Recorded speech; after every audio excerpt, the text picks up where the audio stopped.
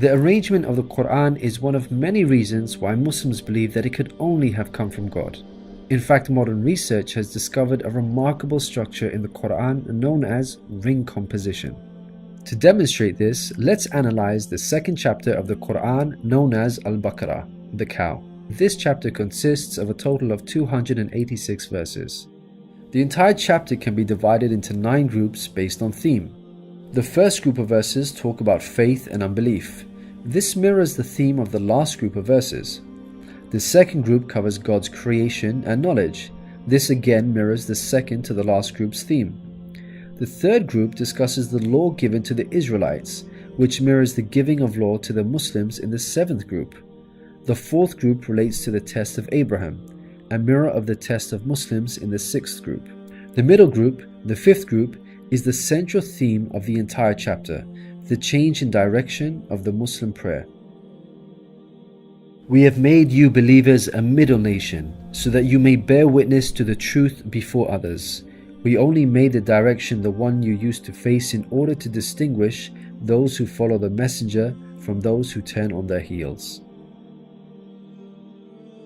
This turning point was the change in direction of the daily prayers from Jerusalem to Mecca, which represented a big test for the believers. We find the mention of this important turning point in exactly the middle of the chapter, the 143rd verse. Moreover, this verse even contains the word middle. Together, these 9 groups form a giant ring composition.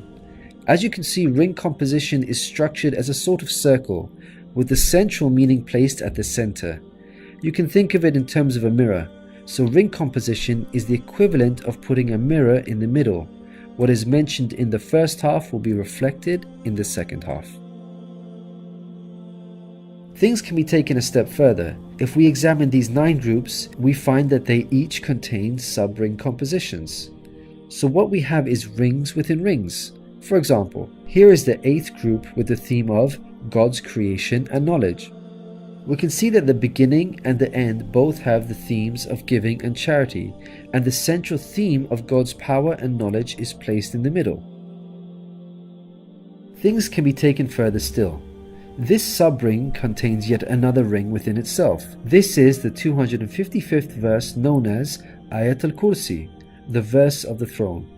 Just like the chapter which contains it, the verse of the throne can be divided into 9 groups based on theme. The first and 9th parts each mention God's personal names. The 2nd and 8th parts both state that God never tires. The 3rd and 7th parts describe that God owns everything in the heavens and the earth. The 4th and 6th parts make it clear that God has total control over us and we are dependent on Him. Notice that the middle of this verse mentions before and after, which could be yet another allusion to the mirroring of ring composition. It's worth highlighting that not only does the verse of the throne contain its own ring composition, but it is also positioned as a sub-ring within 2 larger rings, a concentric ring composition. We can see that this chapter of the Qur'an is marvelously designed, being precisely and tightly arranged according to the principles of ring composition.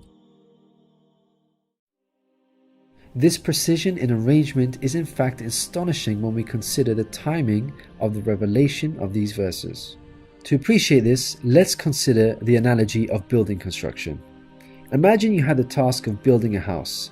Rather than waiting until you receive all of the materials and then drawing up a carefully thought out design plan, you instead decide to proceed without complete knowledge of the constituent parts, constructing it piecemeal, adding to it bit by bit as and when you receive the individual materials. What are the chances that this approach will result in a well-constructed house? Unlike an organized approach where each part is placed in its best possible position according to a design plan, instead you have a situation where it seems each part is placed arbitrarily, depending on the order in which the parts were received. In such circumstances, you would most likely end up with a very poorly designed house, liable to collapse at any time. It is highly unlikely, perhaps even impossible, that this disorganized approach would end up with the same stunningly designed house as an organized approach. Yet this is exactly what we find with the Qur'an's structure. The builder in our example is the Prophet Muhammad, peace be upon him. The house that he began to build since its first verses were revealed to him is the Qur'an. The rooms and bricks in our construction example are its chapters and verses. He can never have a design plan in place for the Qur'an because the revelation of many of its verses depended on events that were out of his control, such as the social developments and challenges that he faced throughout his prophethood. For example, believers would come up to him and question him on a particular matter, or his enemies would challenge him. The responses in the form of revelation would then descend on him, addressing the specific situation that he was facing. How could Muhammad have devised such an intricate plan when he could not predict the events that would dictate the revelation of verses? Such an arrangement would have to be planned in advance, but this was not possible due to these events being out of his control. What this demonstrates is that the author was someone who could predict the future. Possessing knowledge of the unseen is a quality of God, not human beings. Some critics may point out that books prior to the Qur'an had this literary style, and therefore we cannot use this as an evidence for the Qur'an's divine origin. However, comparing the Qur'an to other books is like comparing night and day for many reasons. Firstly, Prophet Muhammad, peace be upon him, was not a poet, nor did he have any literary reputation. In fact, like many people at the time, he could not read or write. Secondly, most people would assume that the Qur'an is arranged chronologically, starting with the first revealed verse and ending with the final revealed verse. This is the order in which books are typically written, in a logical sequence starting with the beginning, then the middle, and finally the end. But the way the Qur'an was composed is unlike any other book. Al-Baqarah, the chapter of the Qur'an that we have covered, was not revealed starting with verse 1, followed by verse 2, then 3, and so on. Rather, its verses were revealed out of sequence over a span of many years and interspaced with the revelation of verses from other chapters. The Qur'an's unusual manner of revelation makes implementing ring composition much more difficult than conventional books. Thirdly, conventional books follow an editorial process by undergoing multiple stages of editing, which allows the author to gradually refine the text over time. However, the Qur'an did not undergo an editorial process. Prophet Muhammad, peace be upon him, would place the verses in their positions as soon as they were revealed to him. With each new verse, he would not go off and review what had been previously revealed to see where he can position them in order to maintain a ring structure. Rather, spontaneous revelation was immediately followed by the placement of the verse, its position fixed. When we look at the history of the Qur'an's compilation, there is not a single instance of a verse being moved around in order to make it fit a ring composition. Fourthly, achieving ring composition in conventional books is much more feasible as the author has complete control over the content, allowing them to plan their structure ahead of time.